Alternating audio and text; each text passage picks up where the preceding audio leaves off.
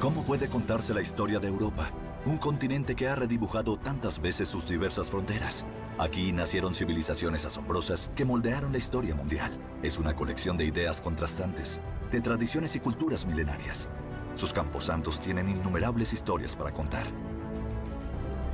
Echemos un vistazo a su pasado y examinemos más de 2500 años de historia.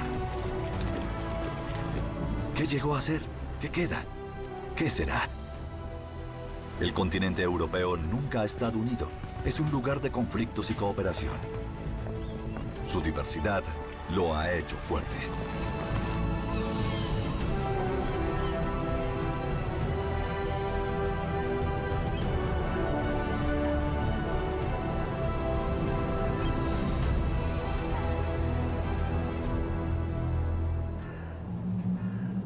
La prehistoria de Europa es muy difusa.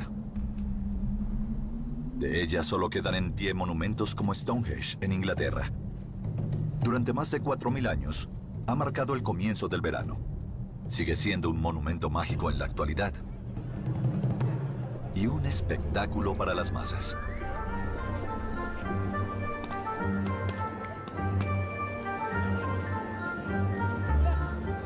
Los conjuros y el aura mágica en el ambiente no deben cegarnos. El origen de Europa no está en Inglaterra.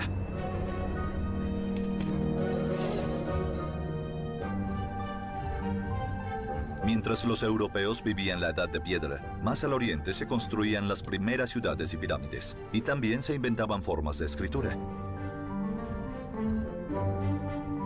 En ese entonces Europa era como un país en desarrollo, con una excepción: Creta.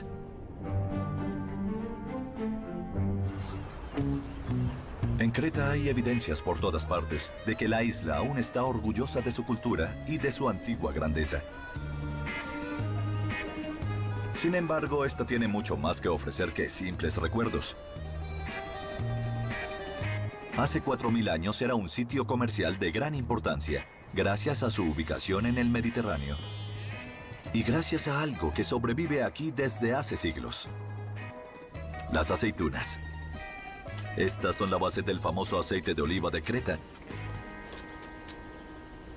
y permitió el surgimiento de la primera cultura avanzada de Europa. Los frescos en el Palacio de Knossos muestran cómo era la primera civilización europea, la minoica. Su estilo de vida se convirtió en un modelo para los griegos, quienes gobernaron Creta después de los minoicos. Europa se fundó con sus mitos. Si les creemos, todo comenzó con un toro sagrado y una mujer noble proveniente del oriente. En Fenicia, la Siria actual, el dios griego Zeus se enamoró de una princesa llamada Europa. En lugar de abordarla, se transforma en un toro, la secuestra y la lleva a su casa en Creta. Allí, Europa se convierte en la madre de la civilización europea. Sucumbe al encanto divino de Zeus y da a luz a Minos, el primer rey mítico de los minoicos.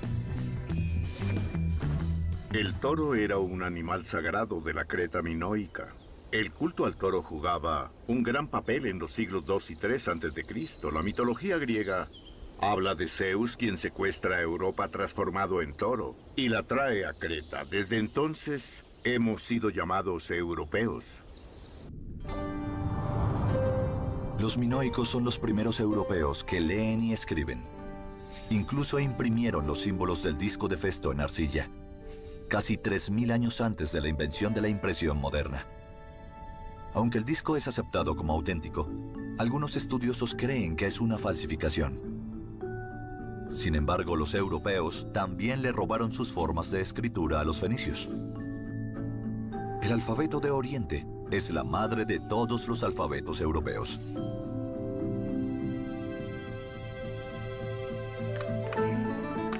Solo con la invención de la escritura pueden quedar registradas las memorias. Provee de identidad y es un requisito para todas las civilizaciones. En Europa no es diferente. La escritura es la primera evidencia de raíces comunes. Su origen conecta a todos los europeos, a pesar de sus diferencias superficiales.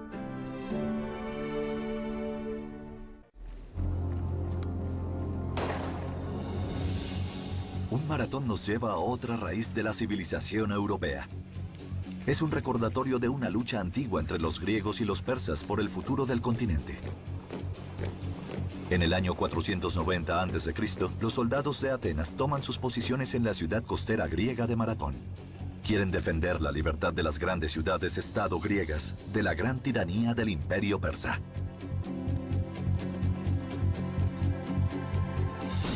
En aquel entonces, Corinto, Esparta y en especial Atenas competían por la hegemonía. Persia, la antigua superpotencia, se siente amenazada y reacciona con un ataque preventivo. El enemigo común une a los griegos. Por primera vez se sienten europeos.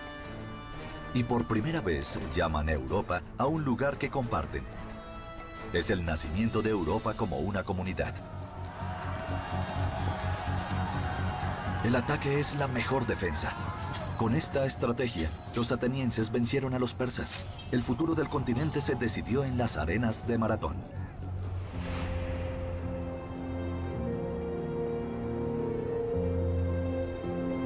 La Acrópolis, el punto de referencia de la ciudad, se reconstruyó luego de la guerra, más gloriosa que nunca. A Atenas no la gobierna ningún rey. Por primera vez en la historia lo hace la gente común.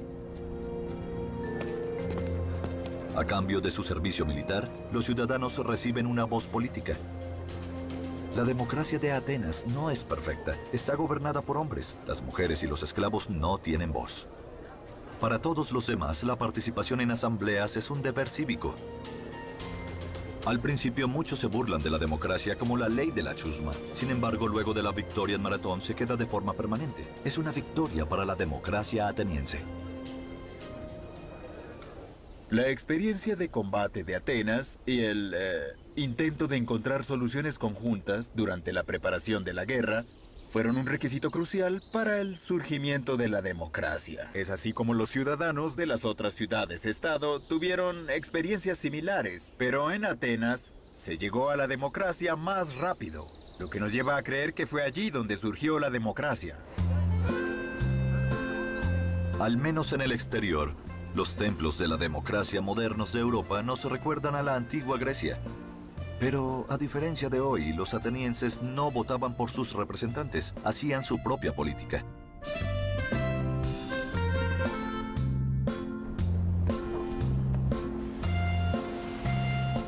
Solo en la democracia directa de Suiza, los ciudadanos van de modo frecuente a las urnas de votación.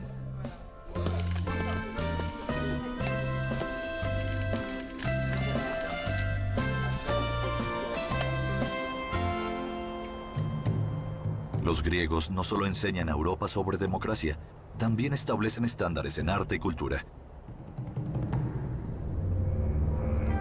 Al pie de la Acrópolis, emergen en Europa las primeras gemas del teatro. Las historias épicas han estado vivas desde Homero. Las guerras persas también tienen una secuela dramática. Los actores se meten en la piel de viejos oponentes y exponen la historia en el escenario.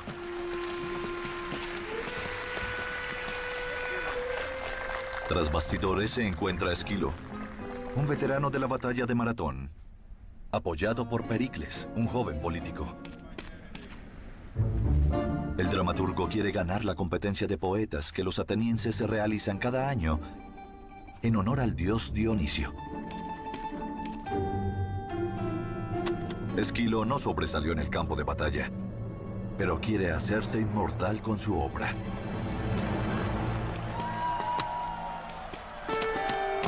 Su plan funciona. La obra, Los persas, gana el primer lugar. Es la obra de teatro más antigua que se conserva en el mundo. Bien fuera de modo trágico o cómico, los griegos le enseñaron al mundo a entretener. Incluso Hollywood usa sus métodos antiguos para contar historias.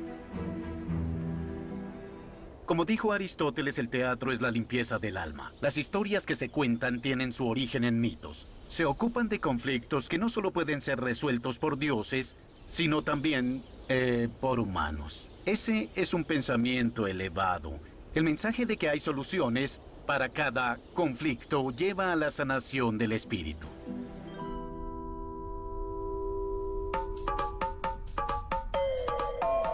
Los griegos también son los primeros en crear imágenes humanas realistas.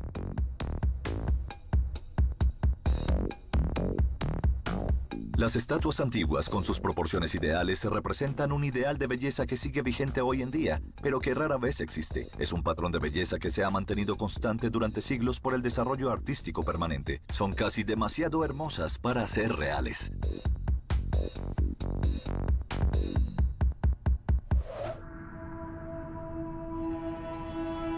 Los griegos también inmortalizaron a sus grandes pensadores.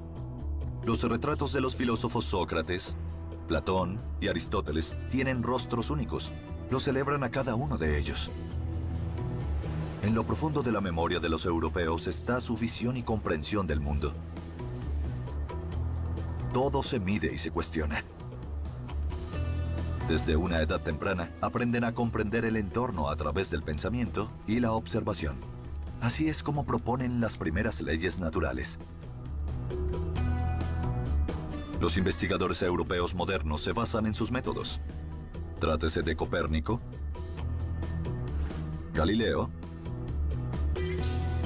Newton o Einstein. El objetivo es el mismo: reducir la complejidad del mundo a una simple fórmula.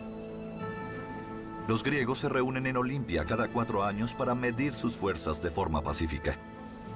Pero les falta una disciplina deportiva: la legendaria carrera de maratón, con la que todo comenzó.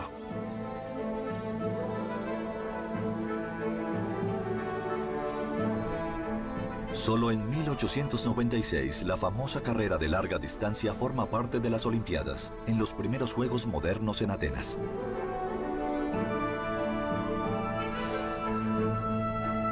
El primer maratón lo gana un griego, Spiridon Louis.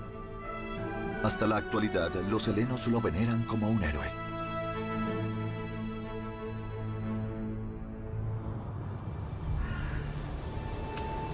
Sin embargo, los primeros atletas olímpicos modernos son de Inglaterra, la madre patria del deporte moderno.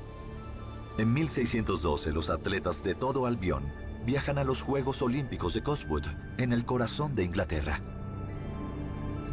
Las competencias incluyen esgrima y cacería de liebres. Hoy la diversión está a la vanguardia.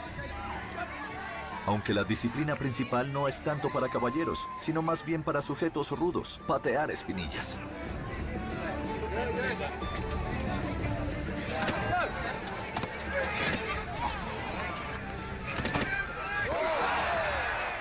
¿Cómo ser buen pateador de espinillas? Es difícil decirlo con exactitud. Debes soportar un poco de dolor o mucho dolor a veces. Debes estar en forma, ser muy fuerte, muy ágil y también demasiado apasionado. Porque para ganar debes hacerlo 4 veces contra 4 oponentes que te intentarán patear con todo. Para entender cómo la cultura griega se extendió por Europa, tenemos que retroceder al siglo IV a.C. En esa época, el rey y conquistador griego Alejandro Magno siembra la civilización helénica por todo el mundo conocido.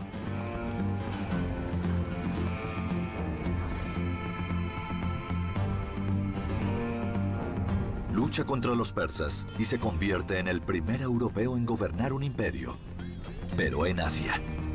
El interés de los griegos por Europa es parcial. Establecen colonias por todas las costas del Mediterráneo. Una de ellas es Masalia, actualmente Marsella. En el siglo IV a.C., el explorador Piteas parte de allí para descubrir el norte de Europa. Para los griegos, los europeos del norte son bárbaros. Suponen que el frío los vuelve perezosos e inútiles. Aún así, les dan un nombre halagador: celtas, los valientes.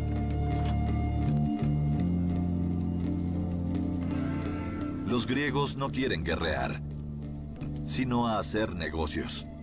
Para esto deben mostrar a los celtas su cultura. Los pequeños regalos crean y preservan la amistad. Piteas, el explorador de Masilea, lo sabe.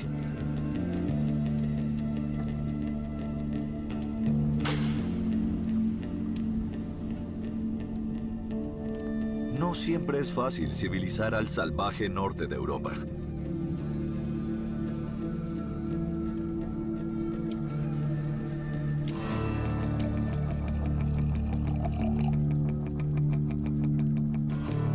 Pero la perseverancia da frutos.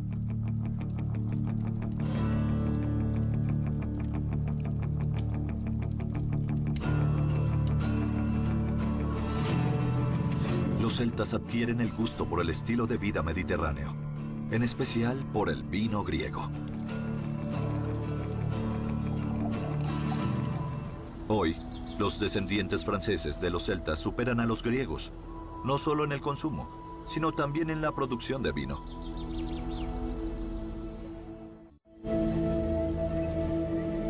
Siguiendo el ejemplo de los griegos, los celtas construyen las primeras ciudades al norte de los Alpes, más de 150 en toda Europa central. Una de las ciudades celtas más antiguas es Hoyneburg, en la región sur de la actual Alemania. La Acrópolis y el Hoyneburg parecen muy diferentes, pero desde la antigüedad, ambas ciudades han sido enlaces importantes entre las diversas culturas de Europa.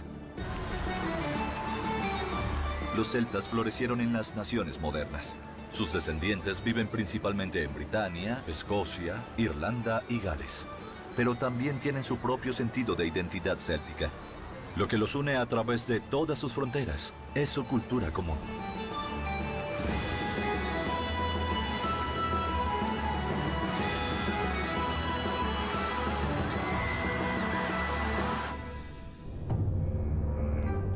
En la actualidad, la cultura celta es un fenómeno marginal, pero 60 años antes de Cristo la historia era muy distinta. Para ese momento los celtas controlaban gran parte del continente. En el siglo IV a.C. casi logran adueñarse de Roma. Los mejores días de la ciudad eterna a orillas del río Tíber han terminado. Aún así fascina a los bárbaros del norte. Hoy en día, estos invasores son solo transeúntes inofensivos. Solo quieren fotos en Roma. Lo que buscan son las ruinas de un imperio que gobernó casi toda Europa.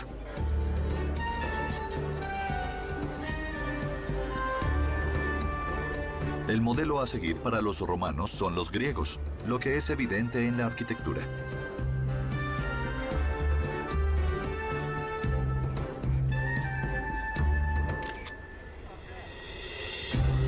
La prueba más impresionante es el Panteón. Detrás de la fachada, que parece griega, se encuentra una de las cúpulas más antiguas y gigantescas de Europa. Los romanos son estudiantes muy atentos y adoptaron adrede el legado griego.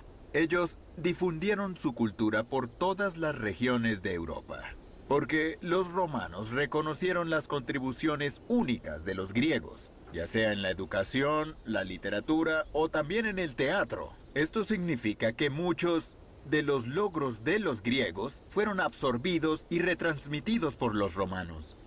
Por ejemplo, la legislación romana tiene también raíces griegas.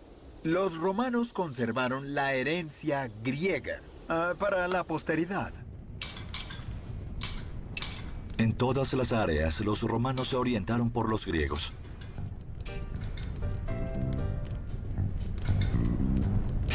Como lo hace Cayo Julio César en el siglo I a.C.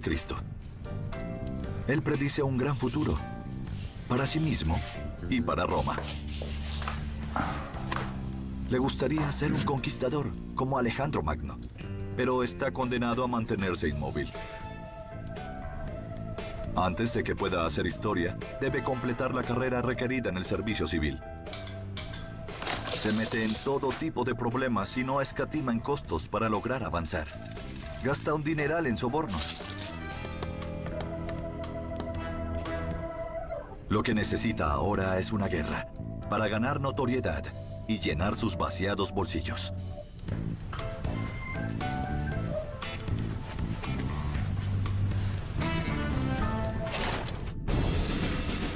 Pero tiene un problema. Casi no queda nada por conquistar. Sus antepasados aniquilaron a toda la competencia alrededor del Mediterráneo, a excepción del norte salvaje de Europa. la tierra de unos celtas que los romanos llamaban galos.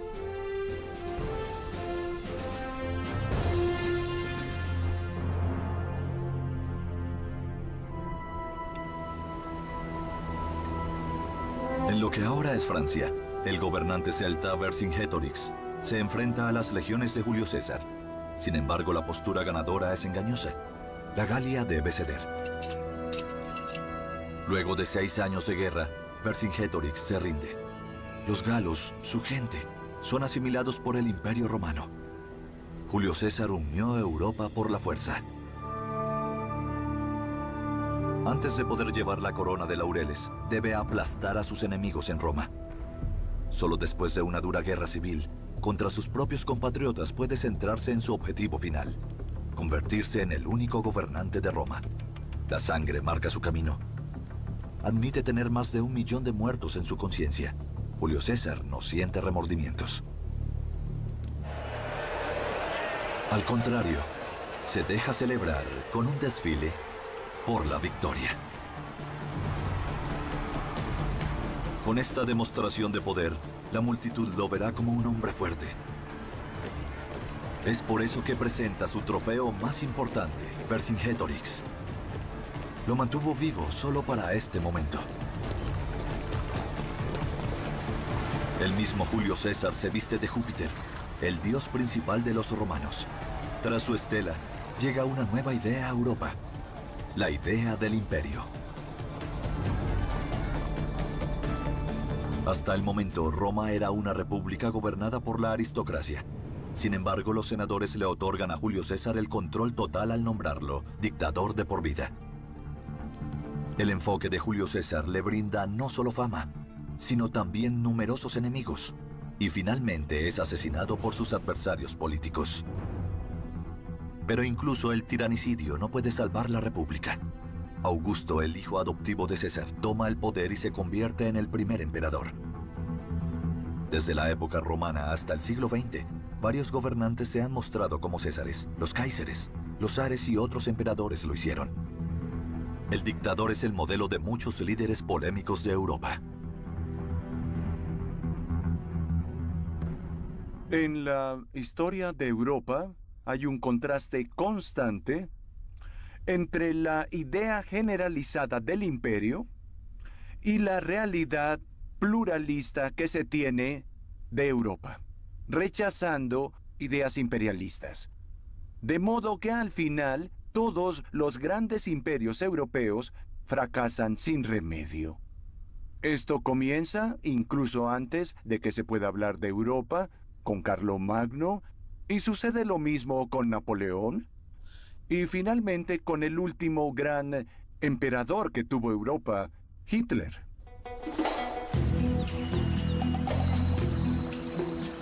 La arquitectura romana conquista el continente.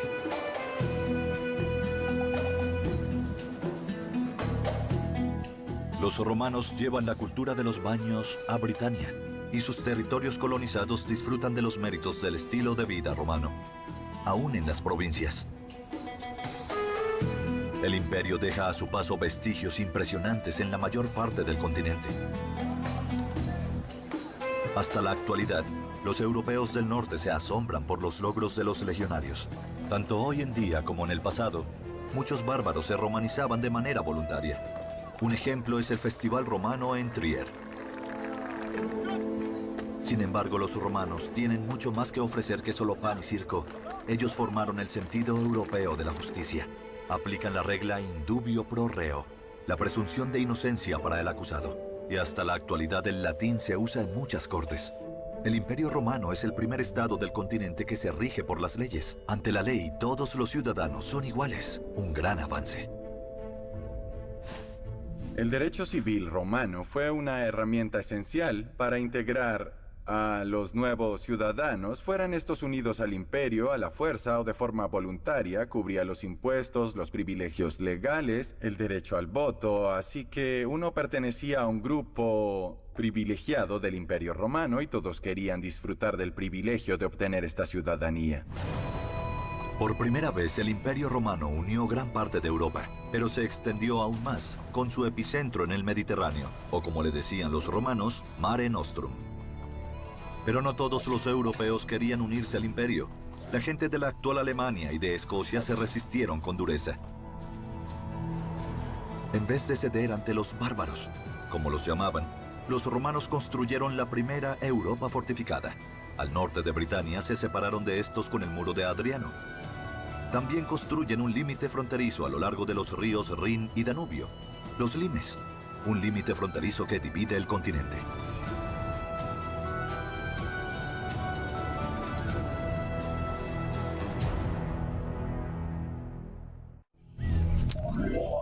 Los bárbaros tenían mucho que ofrecer, tanto en moda como en estilo, pero también estaban más adelantados que los romanos en otras cosas.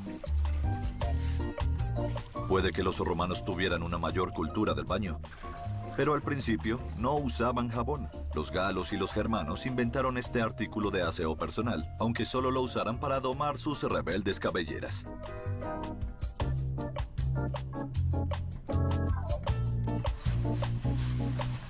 Sus camisas y pantalones también eran más prácticos y adelantados a su época. En cambio, los romanos usaban una especie de pañal como ropa interior bajo una complicada túnica. Hasta los más experimentados necesitaban ayuda para vestirse. Las romanas eran más abiertas a las tendencias germanas y gastaban grandes sumas de dinero en pelucas de cabello natural de bárbaros. La moda vuelve a acercar a los bárbaros y a la Europa romana.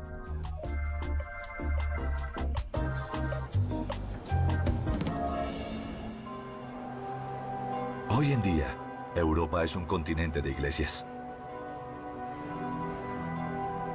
Estas son un sello distintivo de su cultura.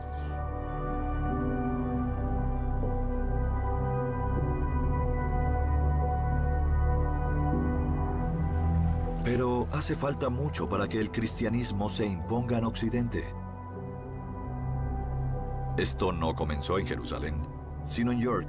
Allí, en el año 306 después de Cristo, Constantino el Grande es proclamado emperador del Imperio Romano. En ese momento, 4 emperadores compartían la soberanía del imperio. En vez de gobernar desde Roma, lo hacen en capitales donde actualmente se encuentran Milán, Trèveris, Sirmia y Nicodemia. El cielo romano es aún más complicado. Lo rigen muchos dioses. Júpiter es el más poderoso. El océano lo dirige Neptuno. Los campos de batalla Marte, y Venus es la indiscutible reina de belleza. Todo es diferente en Jerusalén, la capital de la provincia romana de Palestina. Aquí vivían los judíos y estos profesan una fe monoteísta. Ellos son los agentes de la primera religión del libro sagrado que le dará forma a Europa. De nuevo, el Oriente da ejemplo. Comienza una nueva era con un predicador judío llamado Jesús de Nazaret.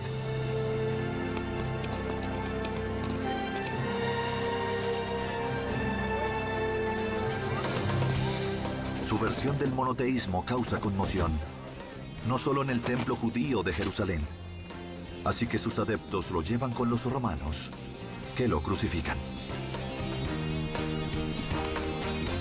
Si en algo creen sus discípulos, es que Jesús despierta de la muerte y va al cielo. Y una vez allí, es menos tolerante que en la tierra. El Hijo cristiano de Dios no acepta competencia. ¡Creo en el Mesías! Los cristianos caen en desgracia y son perseguidos y asesinados por siglos, porque rechazan los cultos religiosos de los romanos y de sus emperadores. Pero esto cambiará. La llegada al poder de Constantino en el 306 después de Cristo marca un momento decisivo. El cambio comienza con su madre, Helena. Muchos pobres y desvalidos se convierten al Dios cristiano, pero también los romanos adinerados, como la madre del emperador. ¿Qué tipo de Dios es ese por el que la gente está dispuesta a morir? ¿Acaso es porque les da esperanza de perdonar sus pecados y un lugar en el cielo? El mensaje cristiano de la caridad también tiene una fuerte atracción.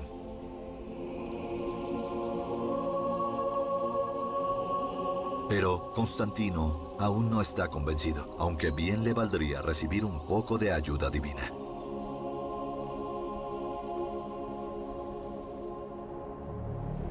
Al igual que César, él quiere convertirse en el único gobernante del Imperio Romano.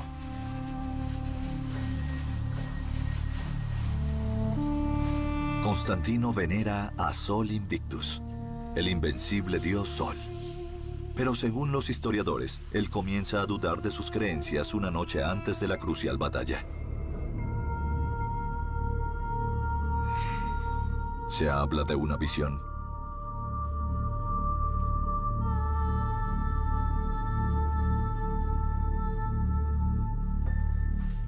El dios cristiano no lo deja tranquilo. Un dios, un emperador. ¿Es esta la fórmula del éxito? Su sueño lo guía. No es el dios Sol el que lo llevará a la victoria, sino un símbolo cristiano.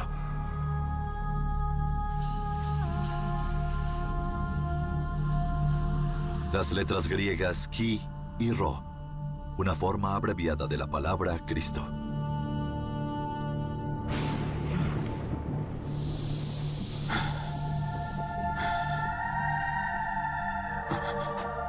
Es difícil decir si fue una visión o fue real. Lo que sí es cierto es que en la batalla inminente no pone su fe en Sol Invictus, sino en Jesucristo. Eso señala un momento decisivo en la historia europea.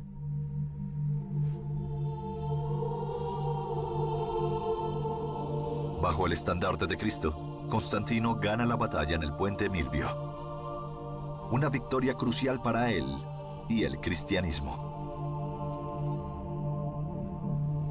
La religión cristiana se había extendido por todo el Imperio Romano desde la primera generación de seguidores de este movimiento.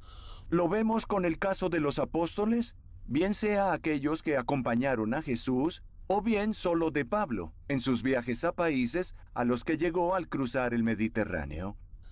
Ellos entonces desarrollaron una dinámica que causó que el cristianismo se terminara por extender tanto en el siglo IV que quien ostentaba el poder, como el emperador, ya no podía ignorarlos o peor aún perseguirlos.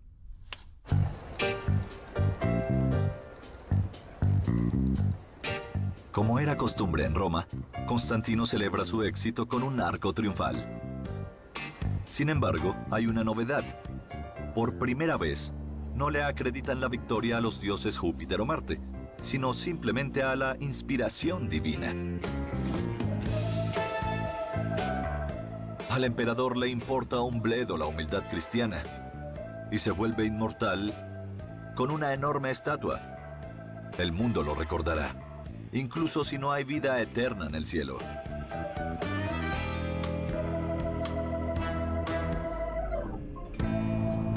Los investigadores presumen que la estatua, en un principio, lo representaba como Sol Invictus, el dios favorito del emperador. Los símbolos cristianos fueron añadidos después.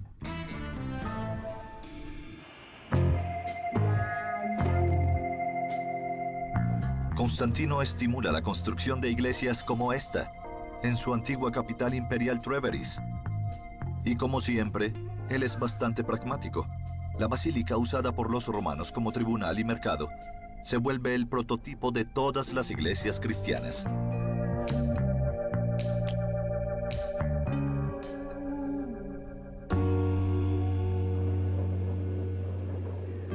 El solsticio de invierno, el festival del dios Sol, es simplemente declarado como el día del nacimiento de Cristo.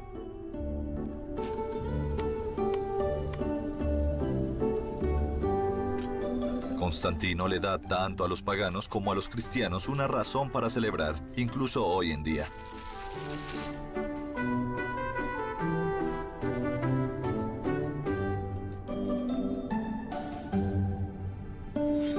Desde Constantino, el cristianismo ha estado conectado con el poder político en Europa. El culto se vuelve una religión de Estado. Por esto, los padres de la Iglesia lo veneran como a un santo. A pesar de rumores de que Constantino pudo haber matado a 11 de sus parientes para hacerse al poder.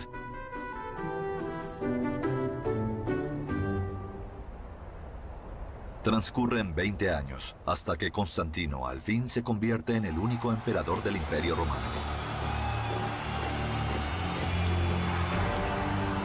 Un triunfo que él quiere celebrar como una vez lo hizo César. Pero hay algo diferente. En vez de llevar el estandarte con el águila imperial, sus tropas usan el símbolo del dios cristiano, sello distintivo de Constantino. Constantino tampoco se viste como Júpiter. Él quiere tomar nuevos senderos. Antes de llegar al templo de Júpiter, Constantino da la vuelta. ¡Alto! A él ya no le importan los antiguos ritos romanos ni la vieja capital, y abandona Roma para siempre.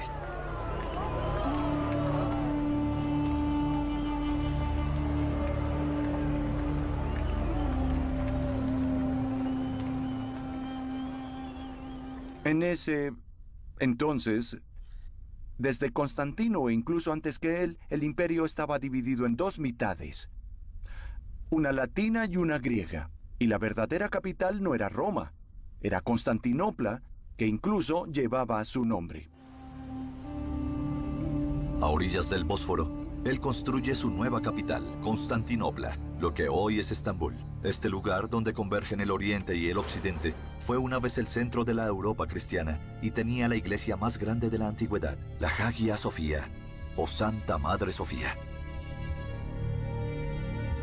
Una parte del cielo en la tierra que fue construida por los sucesores de Constantino. Son ellos quienes hacen del cristianismo la religión del Estado y hacen florecer al Imperio Romano por última vez antes de que éste desaparezca. En el siglo V, Roma está debilitada por crisis internas, guerras civiles y por la a menudo llamada decadencia de los últimos días. La élite romana está embriagada por los lujos. El emperador no es un estadista, ni un caudillo militar, sino un niño, al que llaman a manera de mofa Augustulus, o Pequeño Augusto. Otros están a cargo, como el oficial germano Odoacro. Él cava la tumba del imperio. Al igual que muchos guerreros germanos, él sirve en el ejército romano. Los romanos dejan que otros peleen sus guerras. Grave error. Una noche en el 476 después de Cristo, los mercenarios toman el poder. Se ha cambiado el curso de Europa.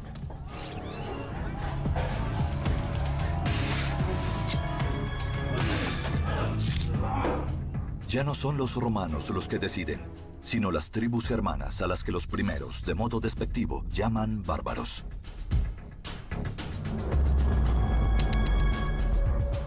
¿Quiénes son esas tribus germanas? ¿De dónde vinieron? En el siglo IV, invaden el Imperio Romano. Miles de godos, alamanes y francos cruzan el Rin y el Danubio.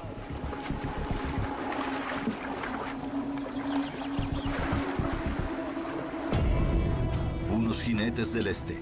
Los hunos invaden Europa Central y desencadenan una migración masiva.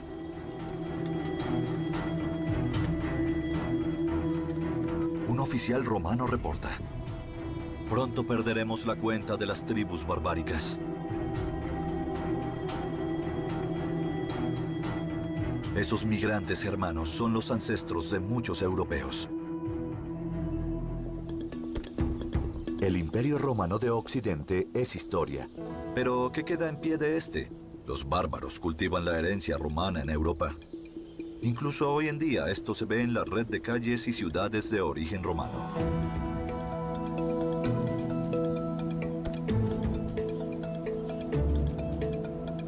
Y en las arenas modernas en las cuales los gladiadores del mundo de hoy entretienen a las multitudes.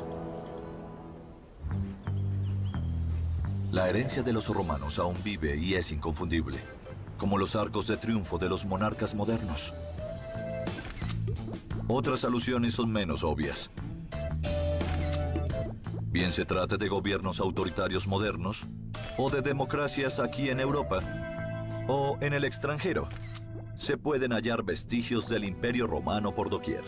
Varias edificaciones de la capital estadounidense como Washington, D.C.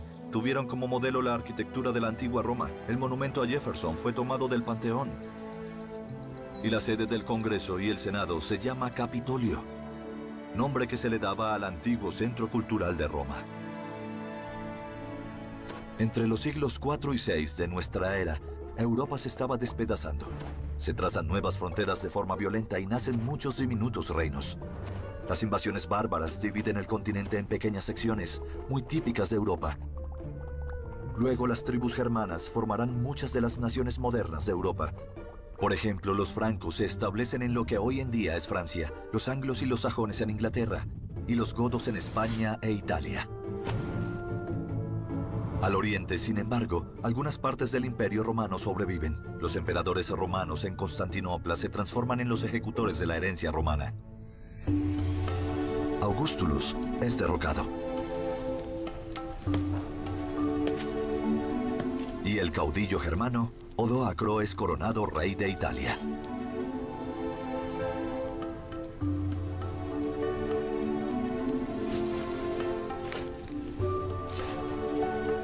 El manto imperial es llevado a Constantinopla. A partir de ahora, Oriente y Occidente toman caminos diferentes. Debido a las invasiones bárbaras, el Imperio Romano de Occidente desapareció primero que el de Oriente. Las influencias latina y griega generaron una ruptura que se intensificó durante los siglos posteriores y que es, en mi opinión, la ruptura más profunda de la historia de Europa aún hasta hoy. El Imperio Romano siguió existiendo donde hoy termina Europa, en Constantinopla, la actual Estambul. En esta encrucijada entre Asia y Europa se añaden nuevas influencias. Aquí chocan las culturas de Oriente y Occidente, pero también se enriquecen entre sí.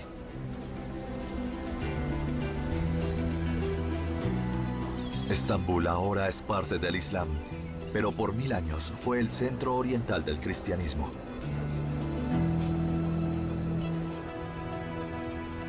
La cultura griega, la habilidad política romana y la fe cristiana se fusionan en la singular cultura del Imperio bizantino, heredera de Europa en el Oriente. En el siglo VI, esta metrópolis es gobernada por uno de los primeros padres de la Europa moderna, el emperador Justiniano I. No es un aristócrata, sino el hijo de un granjero.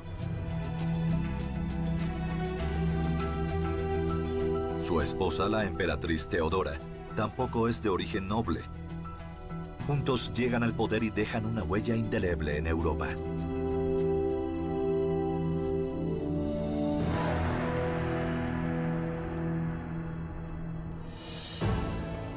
Para entonces, el resto del continente mira maravillado a Constantinopla. Tiene innumerables palacios e iglesias llenas de oro. Por siglos, los bizantinos marcan la pauta en las artes y ciencias de Europa.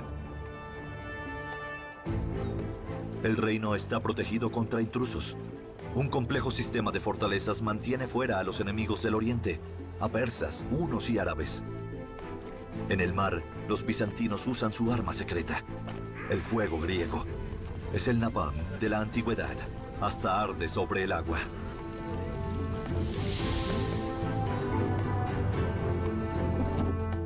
Protegidas por el Imperio bizantino, las tribus germanas pueden prosperar en el oeste.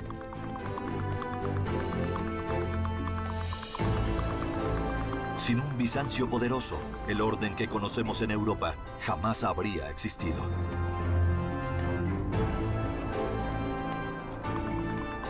Después de la caída del Imperio Romano de Occidente, Constantinopla se mantuvo como la magnífica metrópolis que era y que es en la actualidad. Por siglos llegó a ser la ciudad fortificada más grandiosa de todas hasta que fue conquistada por los otomanos. Aunque Constantinopla se aísle de las potencias extranjeras, su cocina es cosmopolita. Ubicado en el epicentro de grandes rutas comerciales, es el lugar del primer contacto de los europeos con las especias exóticas. Se vuelve la cuna de la cultura culinaria europea.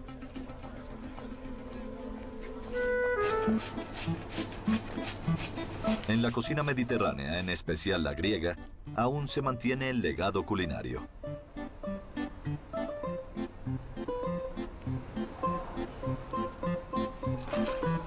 La canela, la alcarábea, el cilantro, las hojas de parra rellenas y las berenjenas son parte del legado bizantino.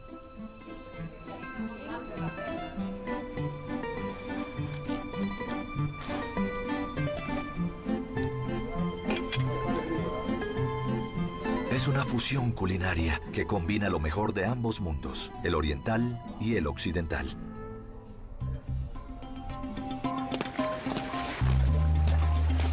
Incluso en la moda, Bizancio va un paso adelante con su monopolio del tinte púrpura. Este tinte se obtenía de la secreción de ciertos caracoles. Se necesitaban 10.000 de ellos para obtener 1 gramo del así llamado púrpura de Tiro.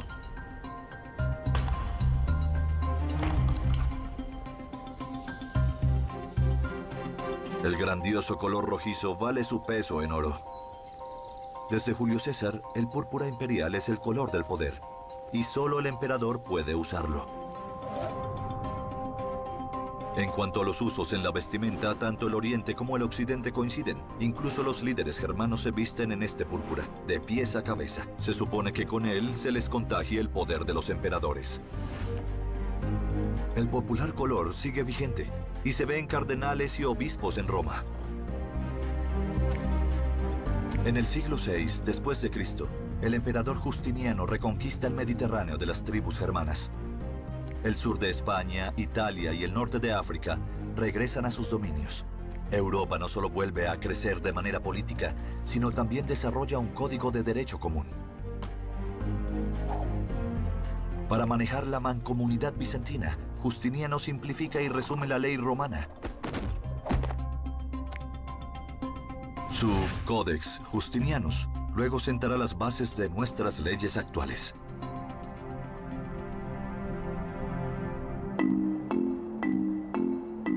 El vínculo con las leyes imperiales es redescubierta en la Edad Media en Bolonia, Italia. Para estudiar los textos, se funda en el siglo XI la que ahora es la universidad más antigua de Europa. Esta atrae a estudiosos de todo el continente. Esto marca un hito en el camino hacia la Europa moderna. Hasta hoy, los europeos están conectados por las normas legales comunes.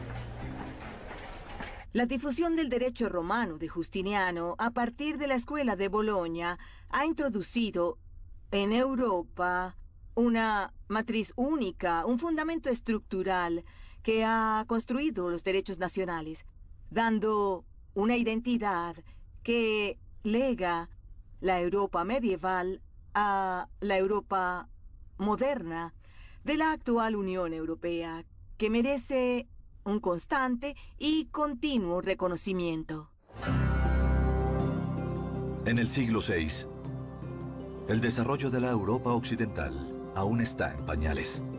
Las tribus germanas gobiernan su territorio, fundan reinos y hacen lo de siempre, pelear entre sí. Sus pequeños reinados prosperan para luego desaparecer. No hay tiempo para mantener las viejas diversiones romanas. La zona occidental de Europa está en ruinas.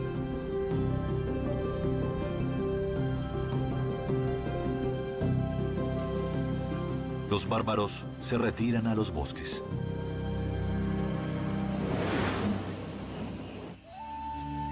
La mayoría de los ancestros de los europeos son paganos. Al aire libre se sienten más cercanos a sus dioses Odín, Thor o Freya. Los árboles son sagrados.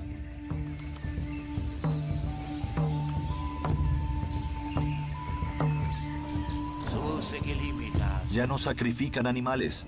Occidente se ha vuelto cristiano. Pero, ¿cómo aceptaron esta fe? Luego de la caída de la ciudad de Roma, se mantiene vigente el legado religioso de las antiguas diócesis. La Iglesia mantiene el orden como una isla en medio del caos de las invasiones bárbaras. Pero luego sucede algo en la ciudad de Reims, en Francia, que cambiará de modo significativo el destino de Europa. La catedral que sigue en pie hoy en día presencia en el año 498 el bautizo del primer soberano germano, el rey Clodoveo, líder de los merovingios. El líder germano le jura al obispo de Reims esparcir la fe a tribus lejanas con frescura y sin timidez. Él convence a 3000 francos a convertirse a su religión. Este paso cuenta como el nacimiento del cristianismo en la Europa occidental. El rey Clodoveo, o Clodoweg en su propio idioma, pudo haber sido el abuelo de Europa. El padre de Europa es un título que podría reservarse a Carlomagno. De Clodoveo podemos decir que es el fundador o unificador de la dinastía merovingia.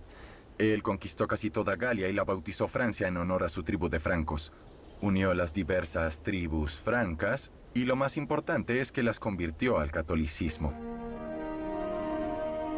Su bautizo también es motivado por razones políticas. El pacto con la Iglesia Católica Romana solidifica el reino de Clodoveo.